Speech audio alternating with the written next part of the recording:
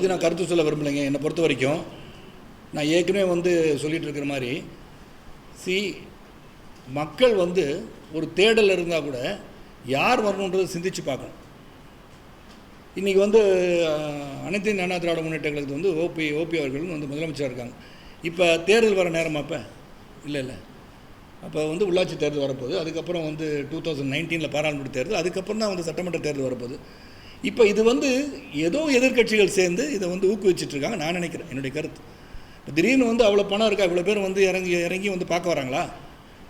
அது எப்படி அப்படின்னு அரசியலில் நுணுக்கம் தெரிந்தவரா தீபா அவர்கள்?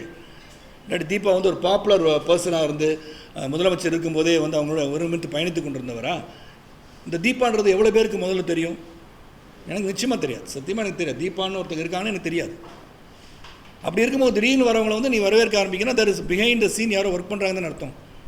ஒரு டீஸ்டபிளைஸ் பண்ணலாமா, அந்த ஓட்டு வங்கியை பிரிப்பதற்கு ஏதாச்சும் சூழ்ச்சி பண்ணலாமான்ற அரசியல் தான் அது, வேற ஒன்று.